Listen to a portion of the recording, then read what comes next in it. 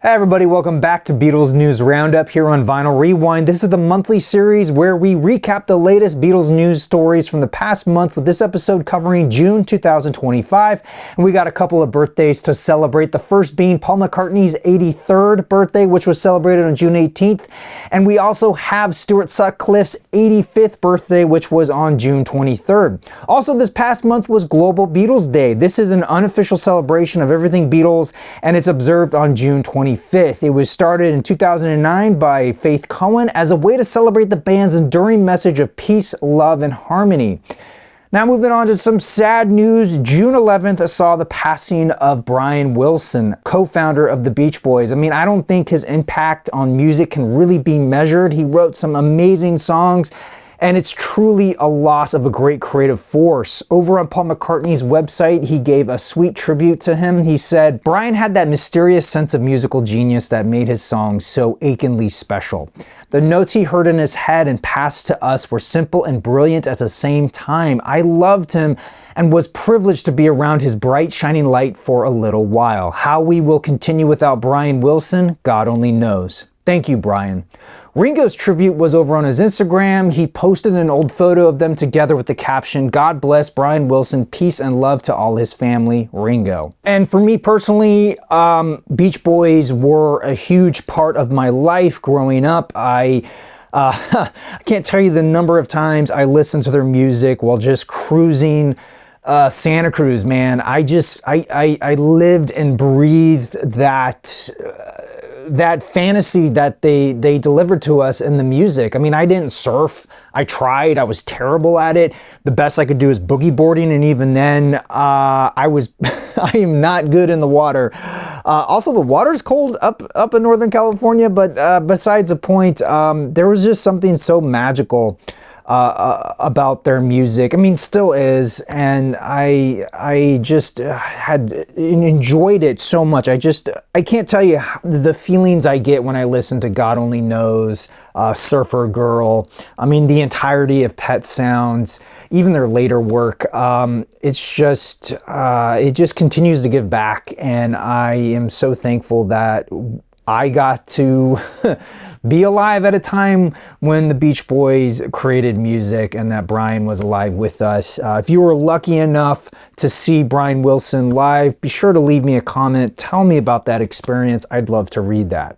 All right, moving on, there is a new Beatles book out now that looks at their music from a scientific perspective. It's called The Science of the Beatles, and it's co-authored by Mark Brake.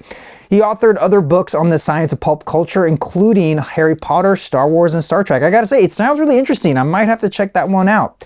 On a recent episode of Antiques Roadshow in the UK, a woman brought an album of personal photographs from 1963 when she met the Beatles. The story goes she saw them the day before, and a woman who worked at the local hotel told them where they were staying, and her and her friends hung out in the lounge until the Beatles came down, and they got to meet them, take some photos with them, and also got all of their autographs. I think it's a really cool story. It's an amazing piece of history, and the evaluator estimates that the whole set could go for around £5,000 at auction.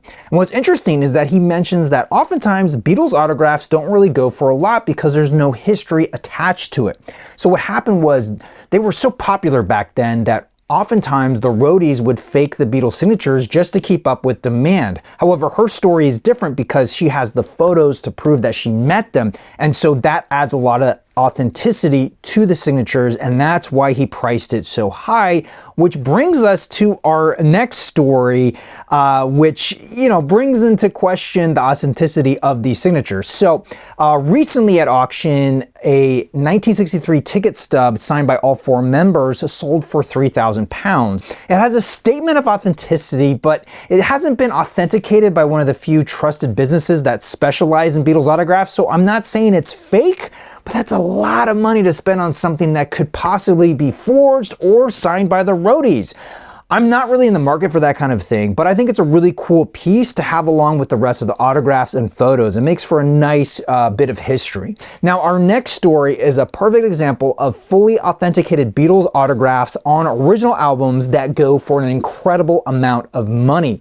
Currently, Rockaway Records here in LA has 2 Beatles albums, both original UK pressings from 1963 with autographs from all 4 Beatles.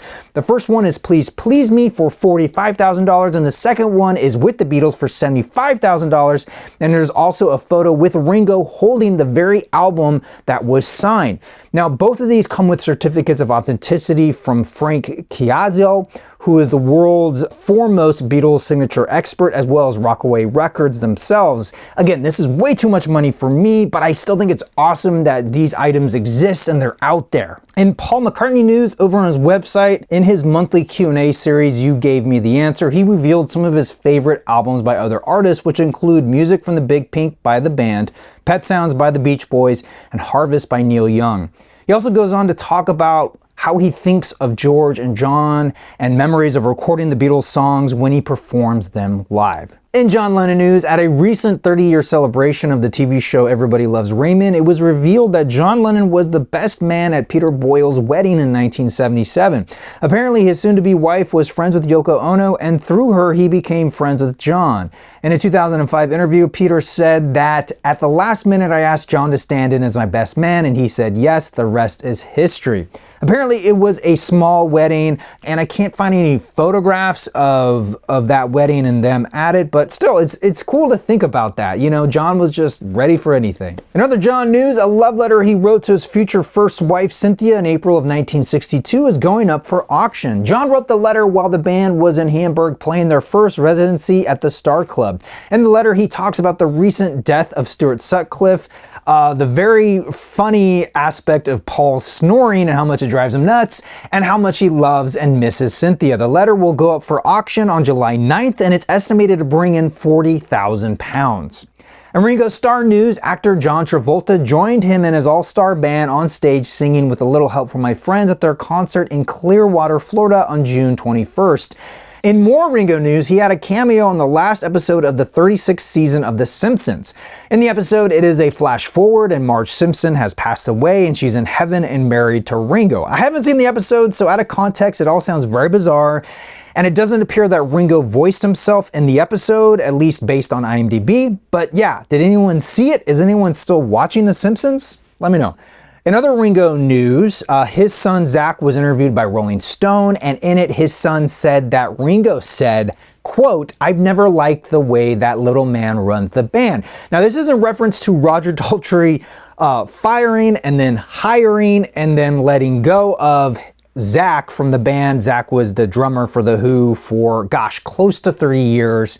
It was a big fiasco. I've talked a lot about it in this series. I don't need to catch you all up, but yeah, hopefully this is the last word on the subject, but you know, time will tell. And speaking of Zak, he recently shared a snippet of a new song over on his Instagram, and the remarkable thing is that it features contributions from 2 sons of the Beatles, Sean Ono Lennon and James McCarthy. It's the first time the 3 of them have recorded together. The song is called Rip Off, and no word yet on when it will be released. Also, we shouldn't expect more from this trio, as it seems that this was just a guest appearance by James and Sean with Zak's band Mantra of the Cosmos. Also, Zak was recently interviewed by New Musical Express, and in it he talks about his recent fiasco with The Who, his time with Oasis, and he was asked about actor Barry Keoghan playing his dad in the upcoming Beatles films, and if he thinks he'll be able to play like his dad, and Zak said, "That's fucking impossible. No one can play like my dad. Nobody. Not my dad. Well, good luck to him. Just, he'll be the first guy that can actually pull it off. My dad's unique. The greatest rock and roll drummer in the world, still." And in Beatles merch news, over on the official web store, there is a new collaboration with Loungefly. They have a series of backpacks and small wallets available for sale. And I gotta say, the prices are very reasonable. $40 for the wallets and $80 for the backpack. I don't think there's anything for me necessarily, but I think their designs look really good. Also on the web store, there are some new merch related to the mono box set, which is sadly still sold out, at least here in the US.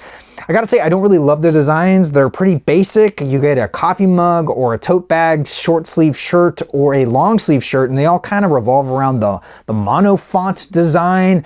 You know, I don't feel like there was a lot of thought put into this. I don't really know who wants to pick this up. No judgment if you dig it, but I just, you know, I wish they had produced more of the box sets is what I'm getting at. Like, this is fine, you know, maybe throw in a t-shirt with the box set, but as on their own, it just feels kind of a moot point when you can't actually get the product that they're based on. You know what I mean?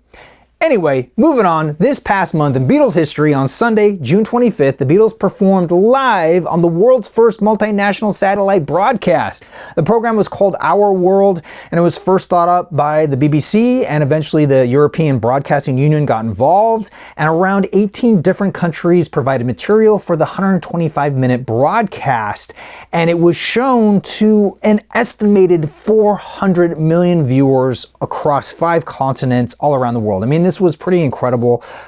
This was also at the height of the Vietnam War, so there's a lot of tension, and this was supposed to, like, you know, bring the world together. And the Beatles performed All You Need Is Love, which wouldn't be released until July as a single.